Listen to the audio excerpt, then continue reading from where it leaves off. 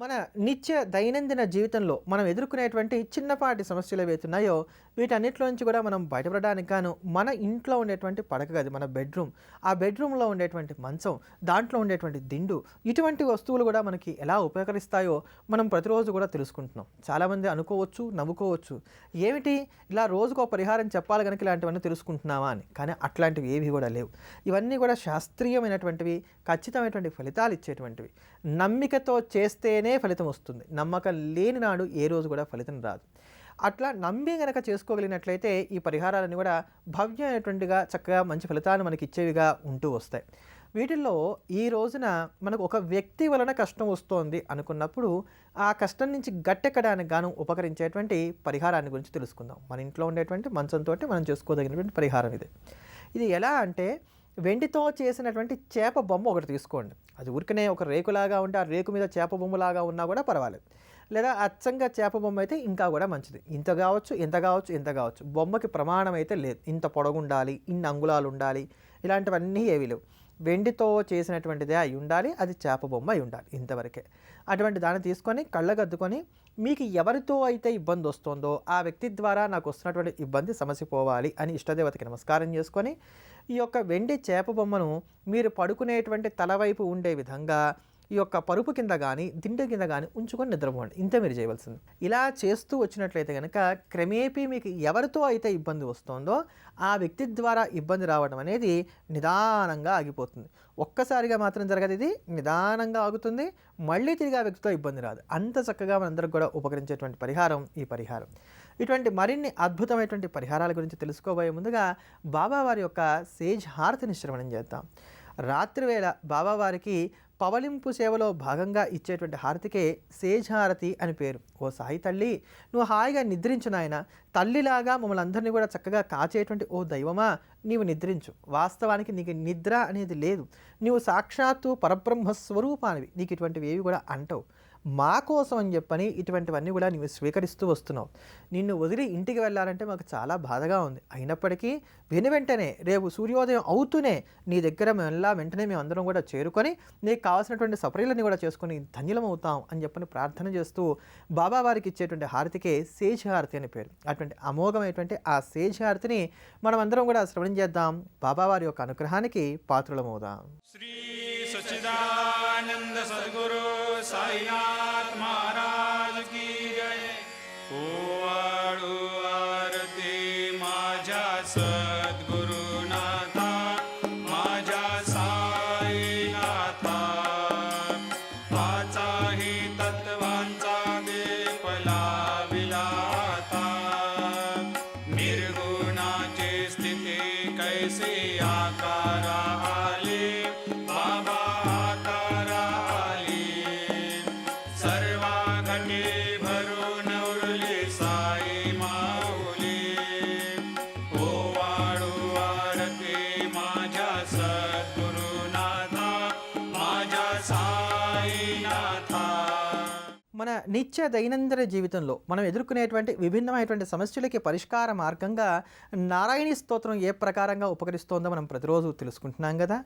ఆ క్రమంలో ఈ రోజున నారాయణీ స్తోత్రంలో ఉండేటువంటి 19వ శ్లోక వైశిష్ట్యాన్ని గురించి తెలుసుకుందాం. ఈ 19వ శ్లోకం అంతా కూడా ఐంద్రీదేవిని స్తోత్రం చేసేటువంటి స్తోత్రం. ఐంద్రి, ఈమె ఇంద్రుడి యొక్క శక్తి.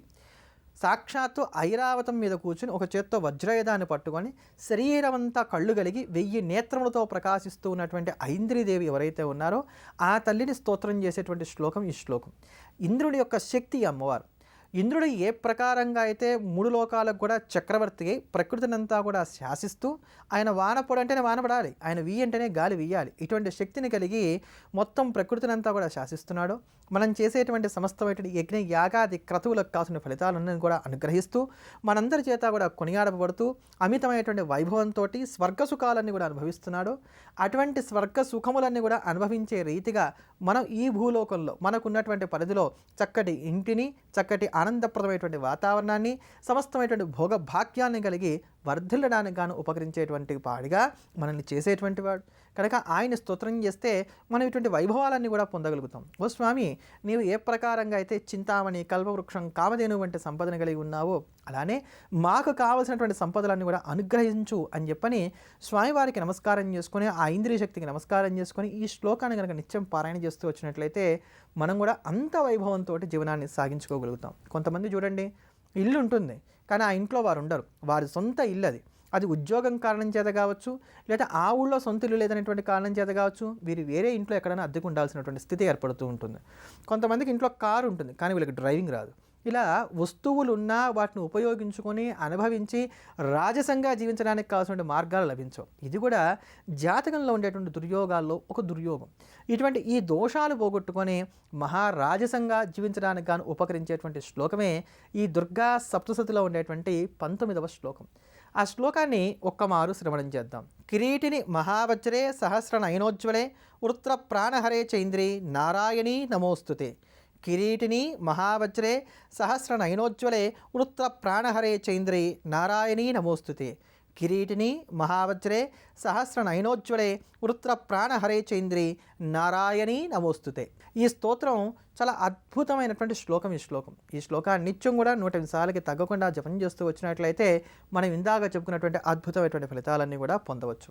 ఇటువంటి మరిన్ని అమోఘమైనటువంటి పరిహారాల గురించి తెలుసుకోబోయే ముందుగా దుర్గా ఆపదుద్ధారక స్తోత్రాన్ని శ్రవణం చేద్దాం. సిద్ధేశ్వరి తంత్రంలో సాక్షాత్తు పార్వతీదేవికి పరమేశ్వరుడు చెప్పినటువంటి స్తోత్రమే ఈ స్తోత్రం. ఈ స్తోత్రాన్ని నిత్యం పారాయణ చేస్తూ రావడం వలన ఎటువంటి ఆపదలు కూడా దరిచేరవు. అందుకనే దీనికి ఆపదుద్ధారక స్తోత్రము అని పేరు. అటువంటి దుర్గా ఆపదుద్ధారక స్తోత్రాన్ని మనం నిత్యం చక్కగా పారాయణ చేద్దాం. ముందుగా శ్రవణం చేద్దాం. దుర్గా అమ్మవారి యొక్క పరిపూర్ణమైనటువంటి అనుగ్రహానికి పాత్రులమవుదాం.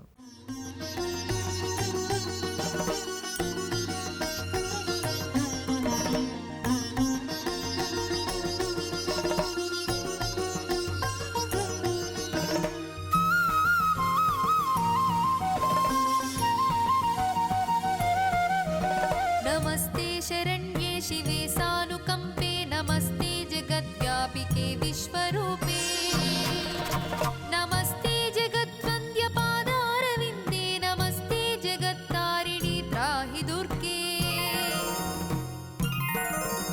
नमस्ते जगच्चिन्त्यमानस्वरूपे नमस्ते महायोगि विज्ञानरूपे नमस्ते नमस्ते सदानन्दरूपे नमस्ते जगत्तारिणि त्राहि दुर्गे अनाथस्य दीनस्य तृष्णातुरस्य भयार्तस्य भीतस्य बद्धस्य जन्तोः त्वमेका गतिर्देवि निस्तारकर्त्री नमस्ते जगत्तारिणि त्राहि दुर्गे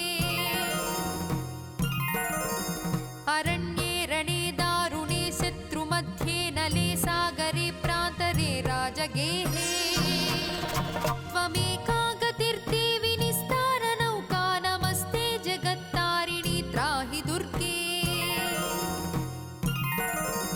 अपारे महादुस्तरेत्यन्तघोरे विपत्सागरे मज्जतां देहभाजा त्वमेका गतिर्देवि निस्तारहेतुर्नमस्ते जगत्तारिणि त्राहि दुर्गे नमश्चण्डिके चण्डदुर्दण्डलीला समुत्खण्डता खण्डिता शेषशत्रो त्वमेका गतिर्देवि निस्तारबीजं नमस्ते जगत्तारिणि त्राहि दुर्गे त्वमेवाघभावा धृता सत्यवादिर्न जाता जिता क्रोधना क्रोधनिष्ठा इडा पिङ्गला त्वं सुषुम्ना च नाडी नमस्ते जगत्तारिणि त्राहि दुर्गे नमो देवि दुर्गे शिवे भीमनादे सरस्वत्यरुद्धल्तमोघस्वरूपे